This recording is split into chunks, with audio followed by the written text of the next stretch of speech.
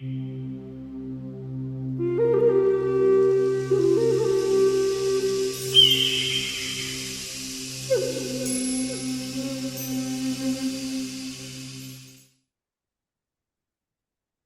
beautiful people from across the globe. You ask, and I'm here to deliver. This month's Q&A, and these are for the questions that you left on my YouTube channel in the community page. Now, I'm doing it a little bit different this month. There are about 41 questions, and I'm not going to do it in one long form video. I'm going to break them up into little chunks.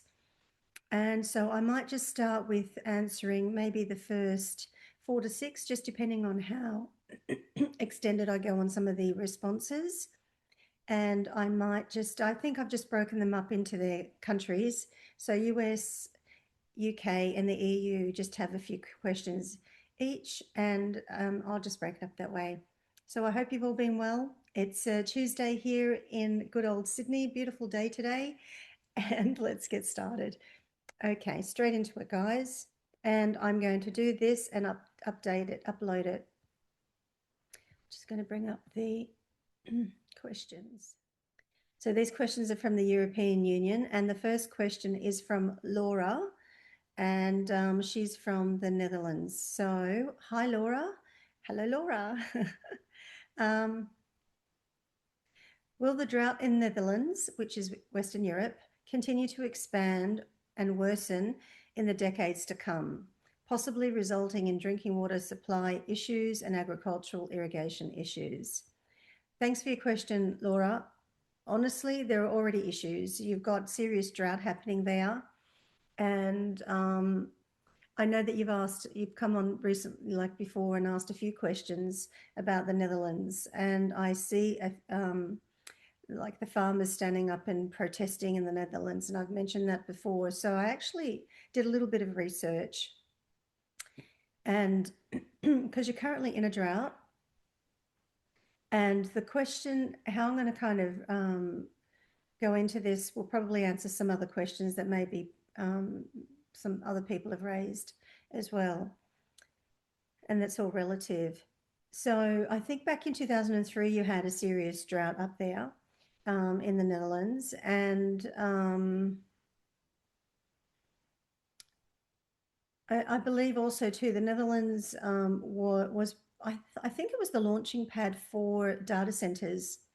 So you started your data centers there and it basically was like the testing ground. And then however it worked and it was implemented there, I believe it was the Netherlands was the launching ground, and then it rolled out into Europe from there as well.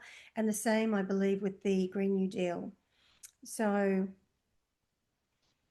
what I understand is you've got water shortages and you've got a serious drought happening again. So in 2003, you had a severe drought back then in the Netherlands. In 2006, the data centers that you had were actually running off some kind of air conditioning system where they were kind of keeping the electrical units cool. And so between 2006 and 2012, they started rolling out and using water instead of these electrical systems, which is basically electricity, trying to cool down electricity.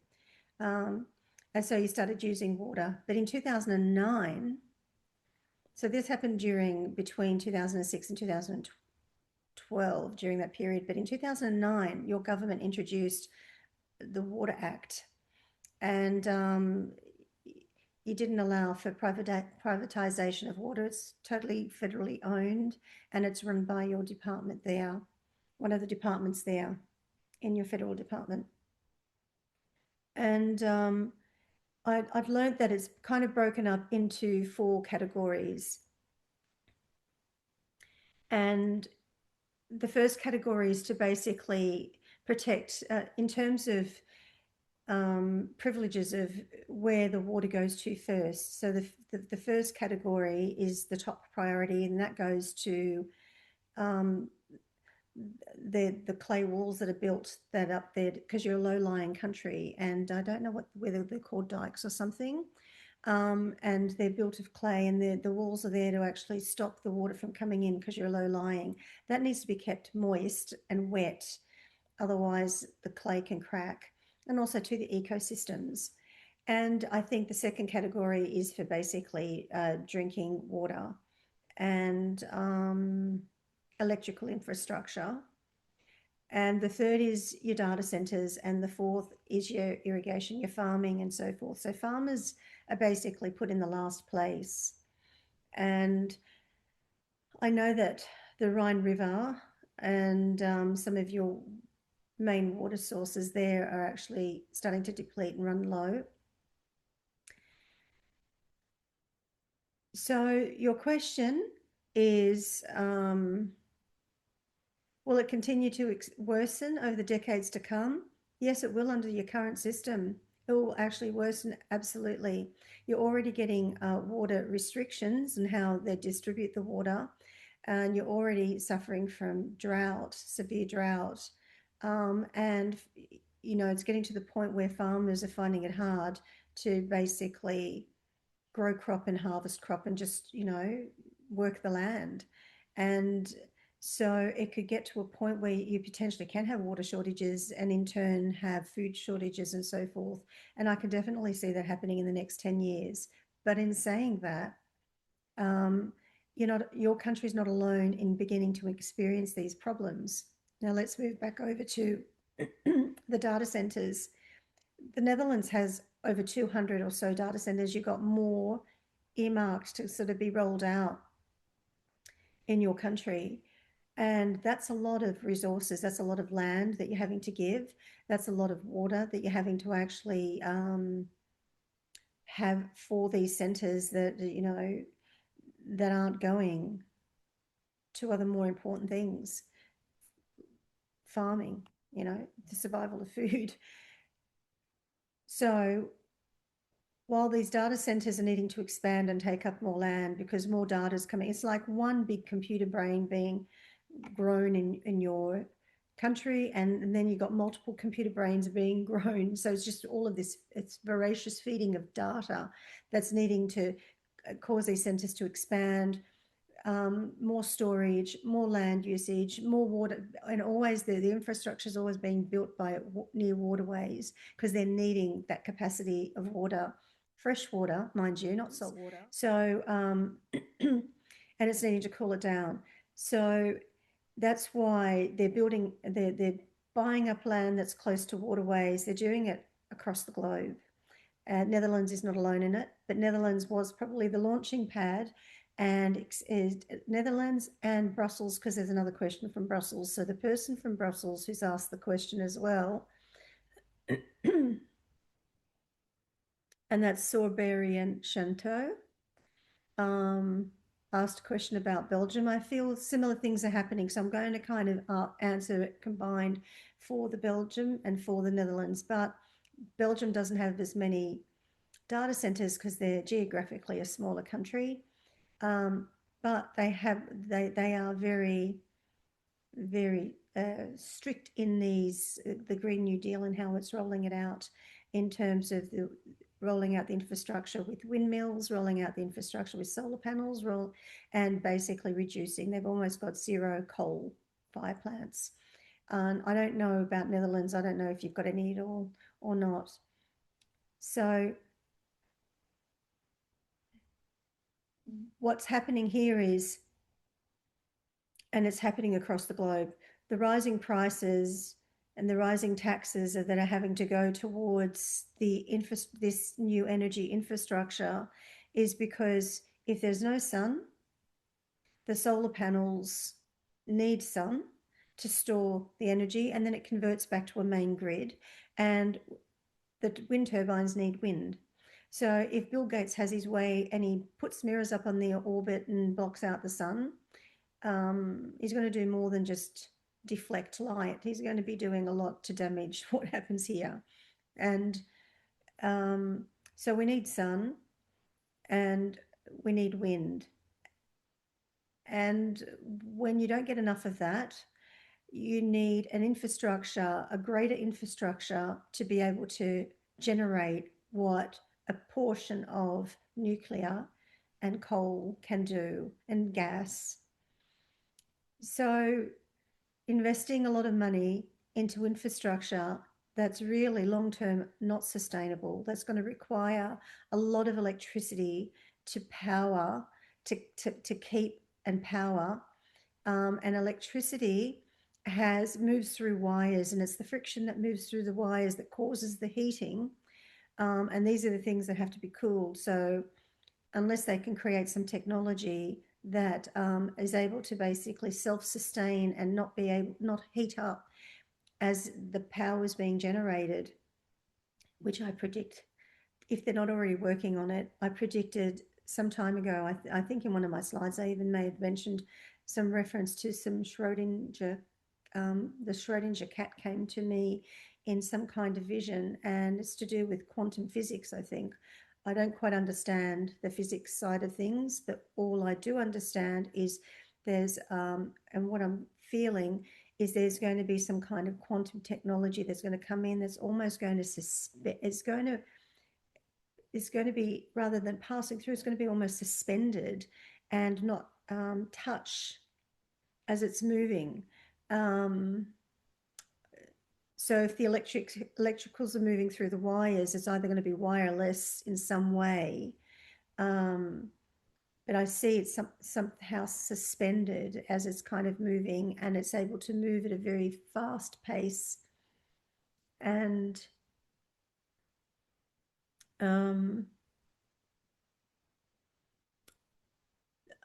that will kind of, I feel that that's going to be something that they're going to have to, I feel there's going to be some wonderful, these mad scientists that are wanting to take over the world and just make money. There's not going to be any people left, and they're telling us that the world is overpopulated, but there won't be any people left to buy everything that they're trying to sell us. So you'll just have a bunch of mad scientists, elitist scientists they're living with computers and messing up the world. So there are other people, brilliant minds, who care about the planet and care about innovation and sustainability, true sustainability. And so I believe there's some beautiful warriors there that are actually working out ways to do that. I feel that there's going to be some kind of technology that's going to come out that's going to be so advanced. And I feel like it's going to come out from America, but I feel something about Germany. I feel Germany's working on some technology as well. So I don't want to move into other areas because I'm speaking to you, but this is all relative. And I feel until that happens, and also too, they're going to have to create some kind of quantum storage device that they can take everything in a major room and put it into almost like a little packet of chewing gum or something. And condense it. It will have so much information, it will be condensed. And I feel that that's technology that's worked on, and I feel it's on a quantum level, like a duality, like a dual existence. I can't even know how to express it. I can just feel it and see portions of it, but I don't quite know how to express it. So I feel that that's going to be happening. And it's like going to be a quantum AI that's going to be working hand in hand with the current AI for that, but to be able to do the advanced mathematics or whatever it needs to do. So until that starts to get implemented, some countries in Europe that have been very zealous in rolling out the Green New Deal, the agenda for the Green New Deal, are going to be, suffering and having issues. And if you're not going through droughts, you're going through heat waves. And if you really think about it, so electricity generates heat. And if electricity is generating heat on the one small device that we're using on our hand, on our lap, on our desktop or our TV, you can bet your bottom dollar that the power grid structure that's being created all around us is generating heat. And if you follow Arthur Furstenberg's work, who basically talks about global warming is not is not caused by carbon emissions, but it's more caused by the power density that's happening on our planet. I haven't looked at his work in a while, so I don't know what his recent work is, but I remember looking at his work many years ago, and they're the visions and feelings that I've been getting, and particularly with the 5G, 6G network. Our biology is not meant to sustain living in something like that. And we're meant to be sort of resonating with the frequencies of the Schumann resonance of the Earth, 7.83 hertz, I think it is. And so we're pretty much plugged into all our devices, and you know we're becoming blue light toxic. So if this infrastructure close to us can cause disruptions, imagine what Space Force and orbit satellites and the grid structure that's created and the power densities that are coming from the solar panels and the wind turbines are doing as well. So there's going to have to be some advanced quantum physics that's going to have to replace all of that. And I will predict that there will be a graveyard of wind turbines, just rotting metal, just sitting in fields that they have basically destroyed. The nutrients from the soil, from all the power density that's used, and they're putting them out into the water, and so that is not sustainable. Buying up land, expanding on the land, using water resources is unsustainable. It doesn't just affect the Netherlands, it doesn't just affect Belgium, it affects us here in Australia, in the UK. It affects us by rising taxes, trying to actually pay for an infrastructure, you know, and printing money, causing inflation. It's all related. And so a lot of the questions that are coming through, you've got to see that there's kind of like a cause and effect. And if we take away the intention of actually why this is rolling out, and you know, digital IDs and surveillance, and so the intention, if you take away the intentions, just all of that infrastructure will cause a lot of heat on the planet. And people are waking up. People are waking up. You hear it on radio stations, they're talking about it now. People are starting to talk about it now. It's becoming more mainstream. And the more progressive political parties become, and the more socialist and communist agenda that they're actually feeling emboldened to talk about, is waking people up. All the migrants that are crossing over the borders, like the influx in Spain, that the small island between Morocco and Spain, 50, 60,000 people landing on their doorstep because the leader of Spain decided to give amnesty to 500,000 illegal immigrants within the country, which is basically an open door policy for that to come through. And I also predicted in I think it was 2 years ago when I did the European Union slides, 1 or 2 years ago, and I said that the Schengen Agreement, which is basically the agreement which was formulated throughout Europe, which allows open borders. So if you live in Greece, you can travel to Italy and live in Italy and work in Italy. So this open border policy under the Schengen Agreement is now being abused, and just and the pressure on other countries like Poland, who don't agree with the open border policy, is becoming an outcast. But you're seeing a shift that's happening in the European Union, and the European Union is starting to honestly implode. And I predicted that there's, Spain's going to have a partial collapse. They're going to kind of cave to communism, but there's going to be somebody rising that will come through, and it will create a movement there in Spain. So there's a lot of movement happening, but I feel Belgium and I feel Netherlands are more sleepy places. And sleepy by, I mean, very compliant, very polite, and probably very agreeable to some of these belief systems in what this Green New Deal is truly about.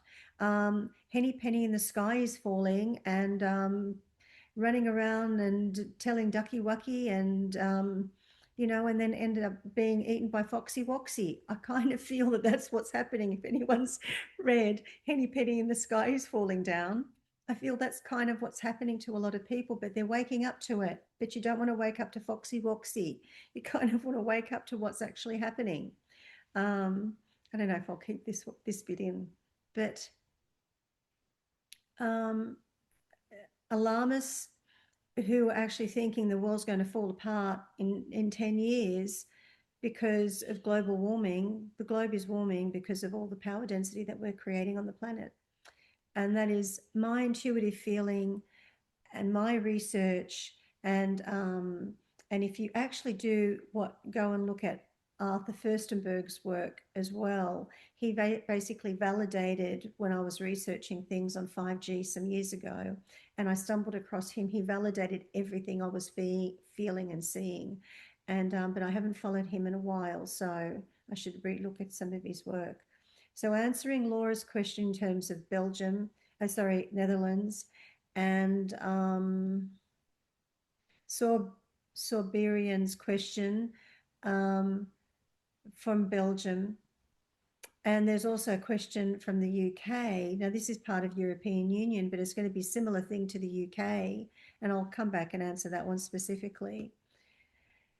So they're the things that you kind of have to be watching out for. What I see is going to be happening with the European Union is, okay, the Prime Minister of Italy, Giorgia Meloni, after that invasion of Spain, has basically said she's going to reevaluate this Schengen agreement, and she's not going to allow illegal immigrants to cross the border and invade her country. A lot of other countries are starting to do that. They're now seeing throughout Europe, and I can tell you honestly, this is not a leftist rightist issue. This is really democracy versus communism. It is quite black and white. And it just happens that the people who believe in our sovereignty and our democratic freedom seems to be centered to the right. And the people who are supporting the policies of socialism, Marxism, communisms, and whatever other isms you want tend to be more centered left, and some of them far left. The further left they go, the more on the opposite end of the spectrum they are to our way of existence, our way of living. And so people are waking up to that. So until these parties start to shift, and they're going to shift because it comes from the people. It comes from the people who say, no, I'm taking back my country. No, I'm not going to allow this to happen. I'm going to protect the young women from being attacked by illegal immigrants and so forth. So the more people and people are waking up to it, but there are people who do agree, and they're the disruptors, and they are the chaos makers, and they're the ones who will actually cause chaos, because chaos and mayhem, separation, the dissolution of the nuclear family, and losing those values that keep us together and have faith in humanity, and religion as well. Regardless of what religion, every religion is going to be affected by communism, because under communism there is no religion, and the dictator is the messiah. The dictators, it becomes a new feudalistic type of existence. They are the elitists that basically control all of us, and we're slaves to them. And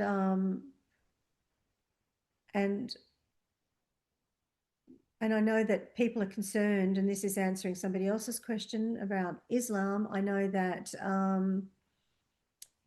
people are concerned that, is there a wave of Islamists moving through Europe? There is a wave, and will they be taking over the whole of Europe? No, they won't.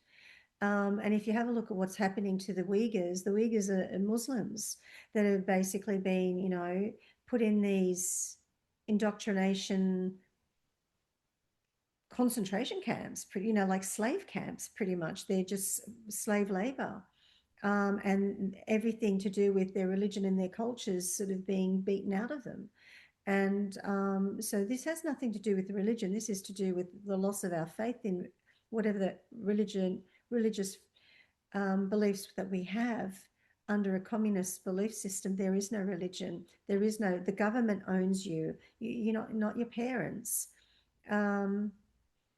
So that's really what it's about. And all they're needing to do is to unleash chaos. It just happens to be the fundamentalists who happen to be of the Islamic faith that's moving across Europe. And unfortunately, the ones of Islamic faith and their ideology aren't suited to the Western ideology, because they have been brought up in a different way of thinking, and their objective is to Islamify the whole world. And if that were to happen, then the people that go next would be them. Under the communist rule. So they would be used as a patsy to actually convert everyone and cause a problem and chaos and fear, and then it would come in, and the powers behind them, they would be the ones that it would be annihilated next. So that's me giving a vision of potentially what can happen, because one of the questions from somebody, and I'll put up the names of the people as I go who have asked the questions. So I'm answering a few questions at once here because they're all related. That's potentially what it's going to look like if that were to happen long term. And in saying that, I don't see that happening. I see European nations are waking up and are not wanting to be under the umbrella of the European Union in how it actually is being run, of these unelected bureaucrats that are basically dictating on how sovereign nations have to actually exist. And so the ones that are very staunch and zealous in rolling out these policies tend to be countries like the Netherlands, Belgium, France, Germany.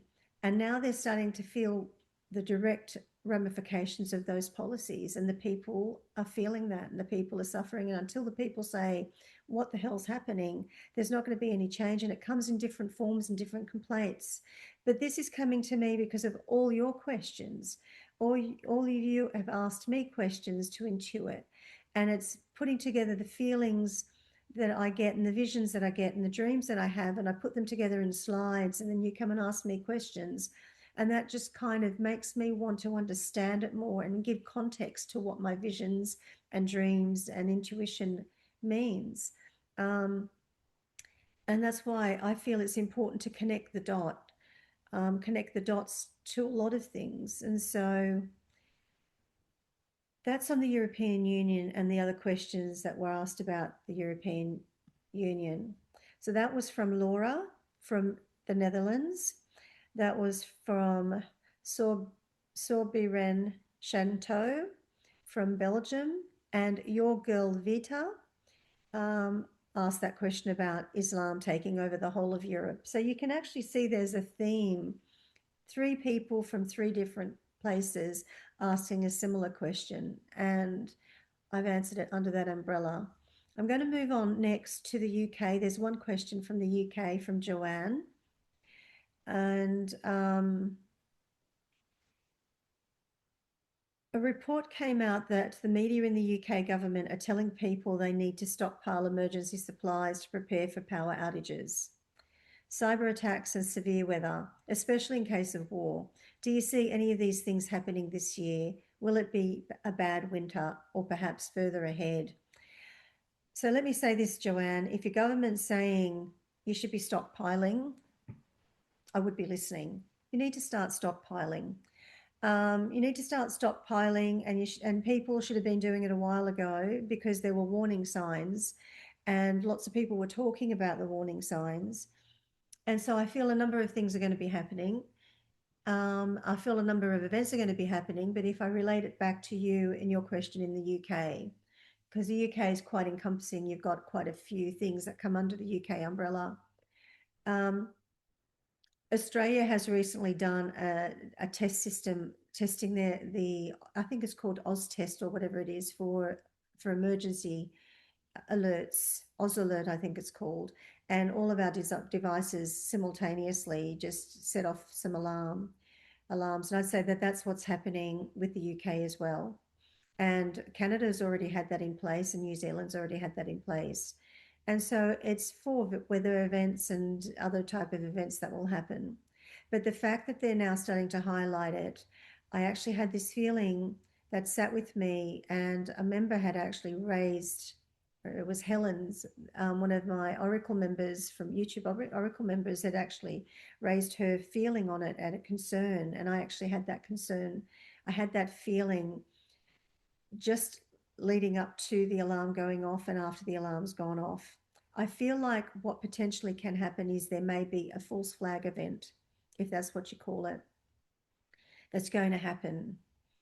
I feel like it's something to invoke fear and compliance, and something to deplete resources and take control of the narrative. And that is because it's leading up to the midterms in the United States, and it's getting quite hairy for the Democrats to actually win. And when I make reference to the Democrats, at the moment there's a battle between the Democrats and the Democratic Socialists. And so they're going toe to toe with each other. And it seems the Democratic Socialists seem to be building traction, and they're winning some of the primary areas in those Democratic strongholds, or whatever you call them, there in the States.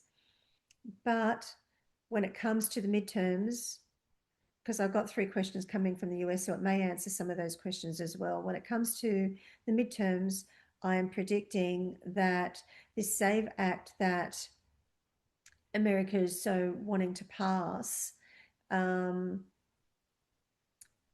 will actually be slipped in last minute, but they may have to make some changes to be able to get it through. I don't feel it can be actually rolled out in its full form. But so I feel what's going to happen is I feel there's going to be a simultaneous event that's going to happen. And I feel one of the events may be to do with cyber attack. And I feel in terms of war, it's going to be war from a very different way to what we would see it as a World War II boots on the ground. But there will be boots on the ground in Iran. Trump's going to just have to take control and make that happen if he's wanting to take control of what's happening over there. I feel he's going to lose his patience eventually, and he's needing to be careful and how it's perceived and not annihilate the place. But I feel there's going to be, I feel for the UK, Joanne, what's going to happen is I'm seeing power failure, power outages, and I feel the areas that were basically pushing 15-minute cities, really heavy infrastructure to do with the Green New Deal and things like that, are the ones that are going to have the most issues. And I do feel it will happen during colder months. I do feel that there may be some kind of event this year.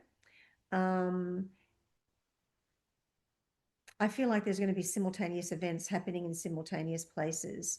Now, the fact that you're asking about the UK, I do feel it's going to be infrastructure related for the UK.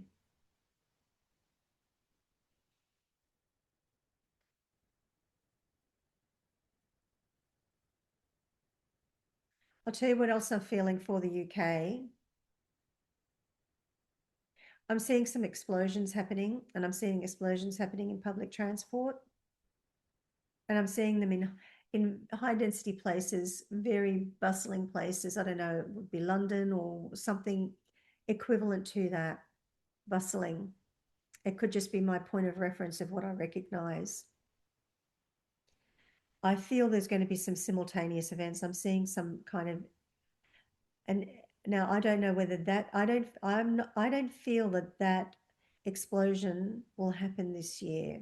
I feel infrastructure, either sabotage or power failure of the grid's going to happen. Moving into winter, towards the end of the year, I'm getting that it may potentially happen. Now, if it's sabotage coming from a hostile actor, hostile nation, it will be done where it will be vulnerable for the citizens, to cause disruptions, to cause panic. And I feel like there's going to be some kind of false flag event, if that's the correct term. And what I mean by that is something that's staged. I feel something's going to be staged to create fear. They can't recreate COVID because they stuffed that one up now. Now you've got Fauci in front of Congress having to give testimony, but he's pleading the fifth instead. And I don't feel he's allowed to do that because he's got presidential immunity. So that will be interesting because I think they want to hold him in contempt. So they've stuffed that one up with COVID. People are too aware of it now. There's going to be some kind of viral outbreak happening, but it's going to be contained. But I feel there's going to be some kind of false, like a false event. Something's going to be created. And through the creation of that is going to try to implement some policies to push through and retain the narrative and retain control and deplete resources. So if the government's asking you to stockpile, do it. Do it. You want at least a minimum of 1 month. Really, you should be looking at a minimum of 3 months. And what you want to do, and the reason why you want to do it is you don't want to be part of the panic of people who actually are very much into mainstream media, or the vulnerable people who actually believe everything what's being said, which is unfortunate. Vulnerable people like the elderly, school kids and things like that. You don't want to have to put yourself or your family in a position where you're having to haggle over something, going at the supermarket. And so you want to make sure that you've got a stockpile of water and stockpile of food. And I'd say that you should always be looking at minimum 1 month, but you should be looking at 3 months at a time. I don't feel it's going to be out for months at a time. I feel it's going to happen like this, because whatever happens causes chaos and panic. And then they have to be seen as superheroes that they come in and save the day, where they don't lose trust of the people and be told that they're incompetent. And it has to be seen that they're bad actors or hostile governments that are trying to infiltrate as an excuse to actually tighten security, tighten digital access. In Australia, they're actually now going to pass a moratorium to ban crypto through ATMs. So they are starting to now try to set it up to start to tighten in terms of digital identification and things like that. They're trying to do that. And if you have a look, I don't know if it's happening in your areas in your country, but I'm seeing a lot of replacement of wiring to be able to handle a grid of being set up, so they can that will support solar and things like that, because at the moment their infrastructure here in Australia doesn't support a main grid made up of solar, and that costs money. So that's why taxes are being raised. You're asking about raising the taxes. That's where it's going to be happening. So yes, Joanne, prepare for it. It's going to happen in bursts. It's going to be happening in bursts over a prolonged period of time. And I would say that over the next 2 to 3 years, there's going to be instability. UK is going to become a little volatile in some pockets. And I feel, especially as it leads up to an election cycle, and regardless of who's running, I feel it's going to be volatile pretty much on both sides. I feel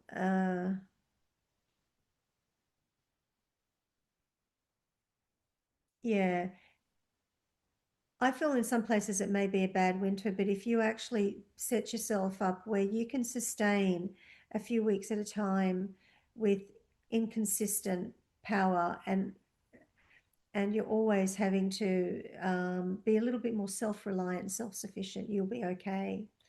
And the only thing you don't want to do is be part of the panic where you go and there's nothing there because people have rushed ahead and they've panicked and they're grabbing the last roll of toilet paper. For some reason, they always go for toilet paper first. Yeah. But, okay, next question. I'm going to move into the US. So I've got 3 questions from the US, and then I'm going to stop it here and upload this one. And then I'll come back and do the rest of the questions. Okay. If property taxes are eliminated or reduced in Florida? Will they also be reduced in other states like New York State?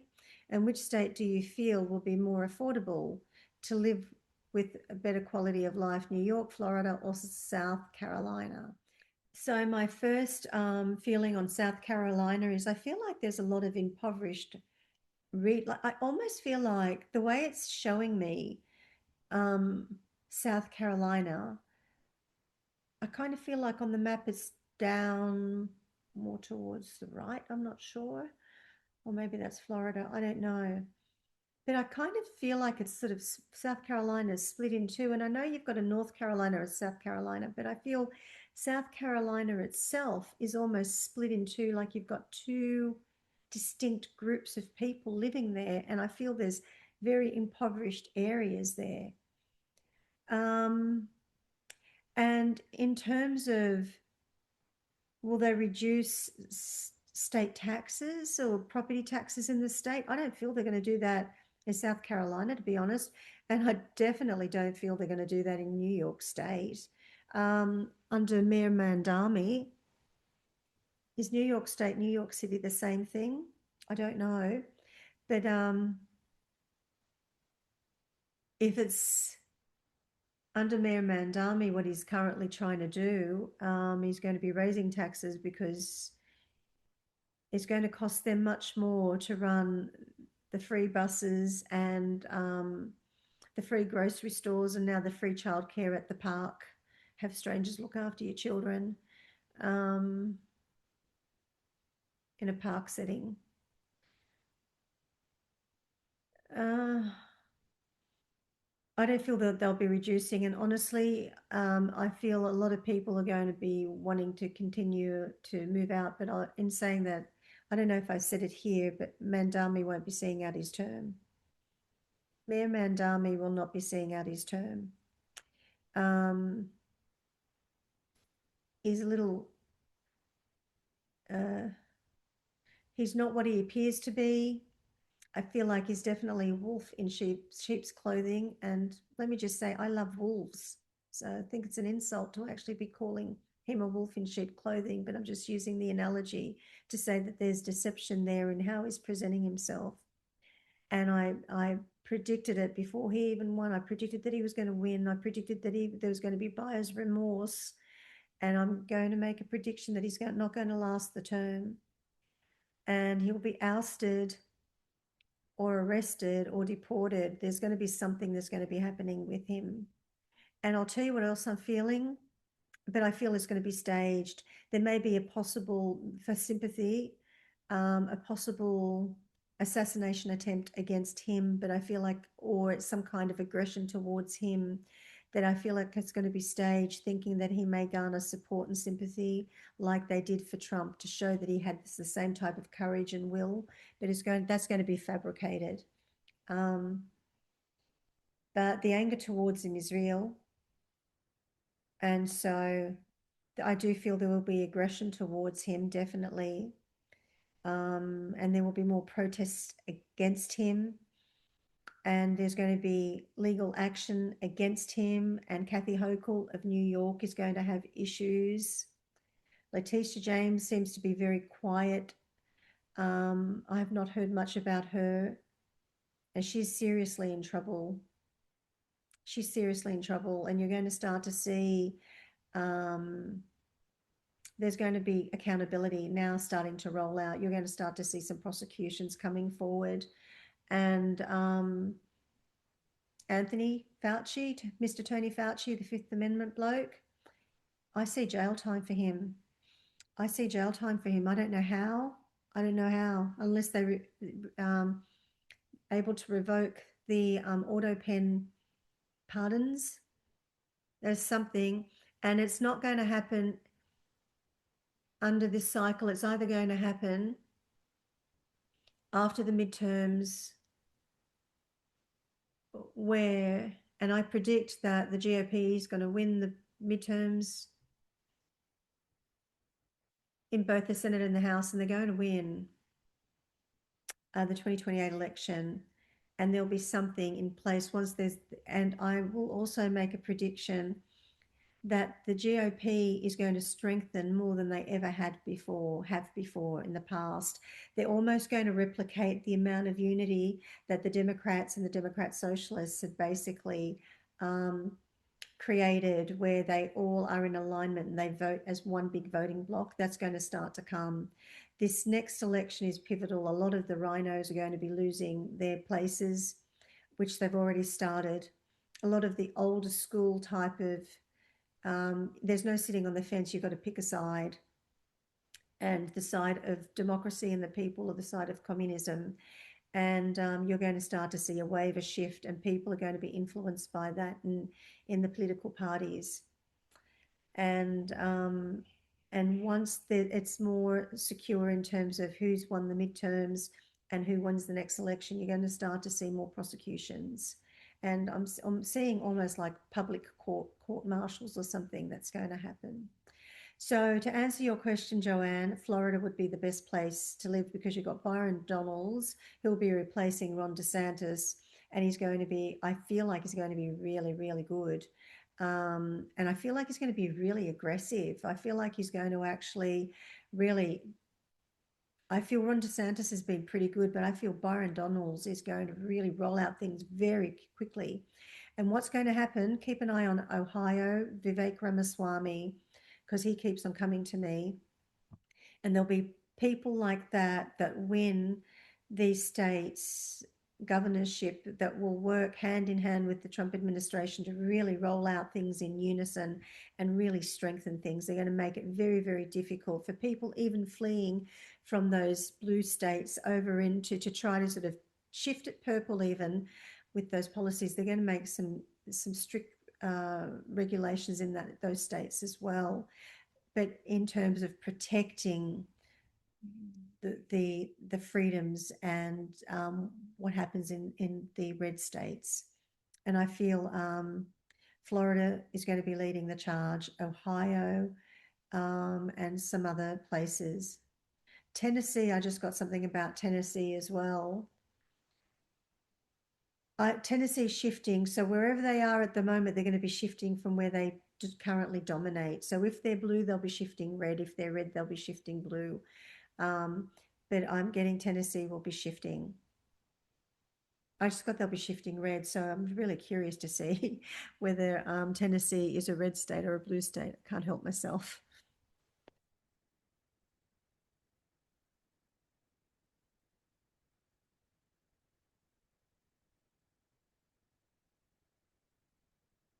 It's dominated by the Republican Party. So something's going to happen there. They may potentially lose their seat in Tennessee. I don't know what's happening in Tennessee. Okay, I'm just getting something about Tennessee. I don't quite know what it is, but Tennessee's shifting. So you've had some redistricting, gerrymandering, I think it's called, the gerrymandering maps. So they're strongly red, but something's shifting there. I don't know if there's a region there that within a deeply red state, there are some blue areas. I feel like something's shifting. Or maybe that's what I'm getting, that they've actually, maybe that's what the shift was. Question, let's move on to Freeman Kathleen. What is going to happen with merging the US and Israel military intelligence? Praying for a miracle. And the next question by Spirit Fairy, I would like to ask about the future of Israel.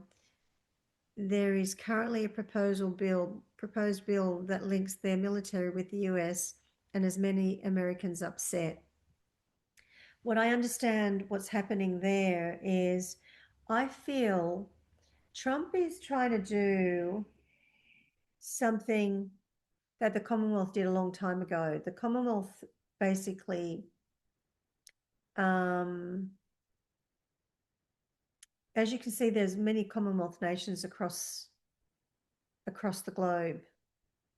And the Commonwealth's weakening and they're going to be losing nations. And China tried to start expanding. They tried expanding through the Belt and Road Initiative. you know, almost replicating the Silk Road, but sort of spreading their communist policies, really coming in saying to more impoverished nations that they will help build infrastructure, make them indebted to them, not being able to afford to repay, and so they basically capture their ports and build military. And so China was trying to recreate a new form of government, a new form of Commonwealth, which they weren't able to sustain because Trump's coming along, and through some of the he's got brilliant people that he works with, and he's always 5-6 steps ahead. I think maybe because he's already in his last presidency, and then he's had so many years between, that he's really had time to think about what really needs to be done in order to sort of shift what's really been entrenched for many, many years. And so what I feel Trump's trying to do with Israel is recreate almost like what he's trying to do with the Americas. If you have a look at what he's doing in the Middle East, they've got the Board of Peace, and they're expanding on the Abraham Accords. They're negotiating economic policy with countries that were always seen as terrorists and only used as maybe behind the scenes type of negotiations to try to control an outcome or an overthrow of some kind of government. He's looking at trying to do it as really, when you're talking about equity, he's really trying to do that. That's what I'm feeling, to create more stability and to be an economically prosperous region in the Middle East, not to be seen as a terror hotspot, to be seen as a growing, thriving economic sanctuary. And what I feel he's trying to do with Israel is almost have an extension of the US permanently within the Middle East in this arrangement that he has with Israel. Now, I don't really know what this bill that he's trying to pass is about specifically. I just know that they're trying to pass it. A lot of people are upset about it, and at the same time they're trying to pass the SAVE Act. And even though they've been passed in Congress, it's the Senate that's disputing it. And it's also that lady who basically can control the 60 votes. I don't know, McDougal, whatever her name is, that's rejecting these bills because they're trying to push it through as part of the reconciliation bill, and saying that then it's illegal to put those types of bill within a reconciliation bill, which is to do with economics and funding. And so Trump's putting some kind of carrot and stick thing out there with a $10 billion pot where he'll offer funding as part of that $10 billion incentive collectively to states that will actually implement the voter ID. And you've got some blue states being quite maverick and rebellious and saying, up yours, Trump. But what I'm seeing with the SAVE Act, that's going to have to, in order to fit it inside this reconciliation bill, they're going to have to change some wording for it. So I predicted earlier this week that they're going to have to be made some changes. And so I was able to learn that they're trying to put it through a reconciliation bill. And in the reconciliation bill, it doesn't really suit fitting it into that bill. So they're going to have to make some changes for that to actually be able to pass. And there'll be some aspects of it that will be able to pass, maybe some important aspects of it. I don't know how they're going to do that. And I feel something to do with the military as well. In terms of Israel, I feel Trump is hell-bent in pushing this forward. He's going to be knuckling down regardless of the backlash, because for him it's critical to secure Greenland. It's critical to control Cuba and get rid of the Chinese that are building up in the Cuban ports there. It's critical for him to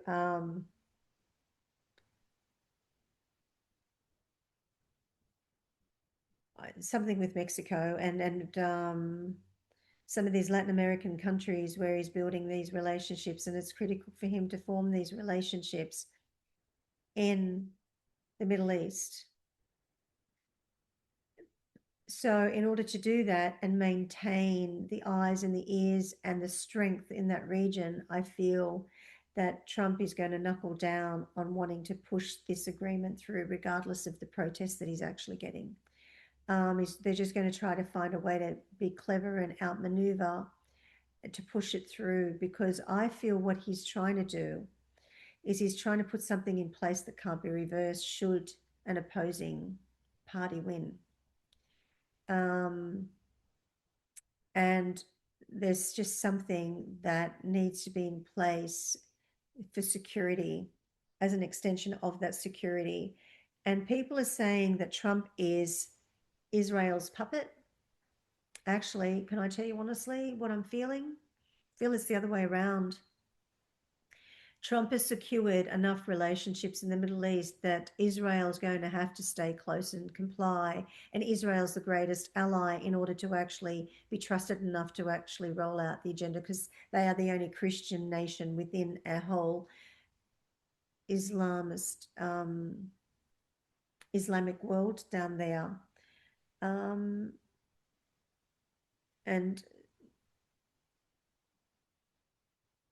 there'll still be instability in the region, but he's trying to actually shift and bring capitalism into the region. So what's going to be happening with the merging? Trump's not going to give up on it. He's going to have to make some changes to pass something in the reconciliation bill. It's going to be something to pass some funding, and he's going to be able to slip something in there as a starting point, and the same with the SAVE Act.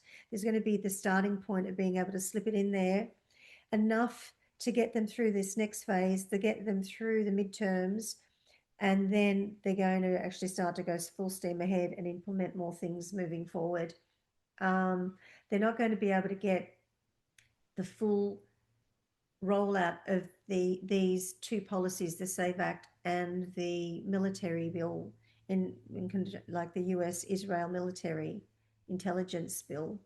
They're not going to be able to do any of that before the end of this year. They'll only be able to get some of that started, a portion of that started, either funding for it or something like that, and set things in motion. But it will be enough to actually get it started and secure a footing, a grounding for it. So if you're praying for it to be successful, it will be successful. If you're praying for it to fail, it won't fully fail. It will be delayed, is what I feel. And so I've kind of just answered both your questions at the same time. Let's move on to the next question. Oh, that's it. They're all the questions for the UK, European Union, and the USA. And I'm now going to say adios. Goodbye for now. Sayonara. Do viđenja. And good night and God bless. Lovely people. See you soon.